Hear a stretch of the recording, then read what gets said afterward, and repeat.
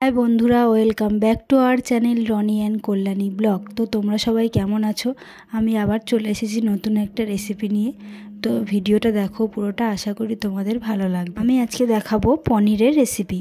তো দেখো বন্ধুরা, আমি এখানে পনিরটা ভালোভাবে ভেজে নেব। আমি যেই রেসিপিটা তোমাদেরকে দেখাচ্ছি সেটা হলো নিরামিষ রেসিপি। তোমরা নিরামিষ দিনে এই রেসিপিটা করে খেতে পারো, আশা করি তোমাদের ভালো লাগবে। পনিরটা ভাজার সময় আমি এখানে একটু সামান্য নুন দিয়ে দেবো।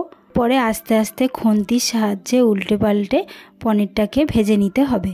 লাল লাল ভাজা হয়ে গেলে পনিরটা একটা পাত্রের মধ্যে তুলে নিতে হবে। পনিরটা তুলে নেওয়ার পর একটু সামান্য যে তেলটা আছে তার মধ্যে আমি দিয়ে দেব কুচনো আদা আর কাজু। পরে দিয়ে দেব টমেটো কুচি আর 2টো কাঁচা লঙ্কা। পরে এই মশলাগুলোকে ভালোভাবে ভেজে নিয়ে মিক্সির বাটিতে দিয়ে একটা পেস্ট করে নিতে হবে।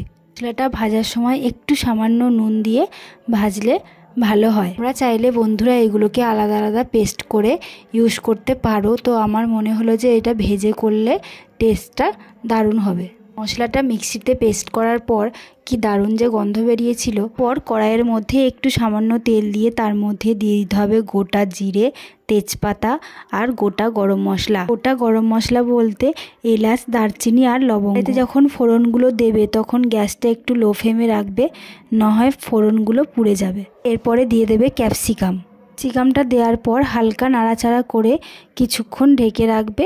ক্যাপসিকামটা সেদ্ধ হতে বেশিক্ষণ লাগে না। পরে ঢাকনা খুলে ক্যাপসিকামটা একটু সেদ্ধ হয়ে গেলে তার মধ্যে দিয়ে দেবো একে একে মশলাগুলো। দিয়ে দেবো হলুদ গুঁড়ো, লঙ্কার গুঁড়ো আর স্বাদ মতো নুন।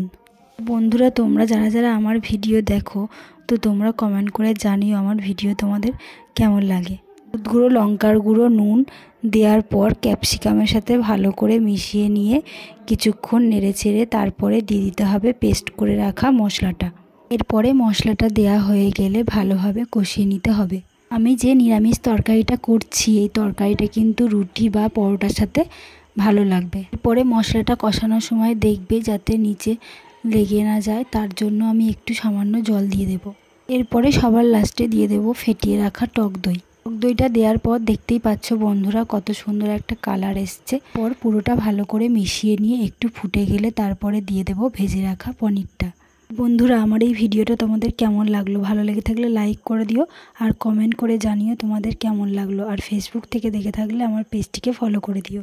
এরকম আরও নতুন নতুন রেসিপি দেখার জন্য আমার চ্যানেলটিকে সাবস্ক্রাইব করতে ভুলো না। পরে তরকারিটা সবার লাস্টে দিয়ে দিতে হবে একটু সামান্য চিনি আর ঘি। চিনিটা দেওয়ার কারণ স্বাদটা ব্যালেন্স হবে আর ঘিটা দিলে গন্ধটা সুন্দর হবে। দেখতেই পাচ্ছ বন্ধুরা, আমার এই রেসিপিটা রেডি হয়ে গেছে, নিরামিষ পনির মশলা। নিরামিষ দিনে এমন একটা রেসিপি তো করাই যায়, তাই না বন্ধুরা? তো দেখা হচ্ছে নেক্সট ভিডিওতে। ততক্ষণের জন্য ভালো থেকো, সুস্থ থেকো, টাটা।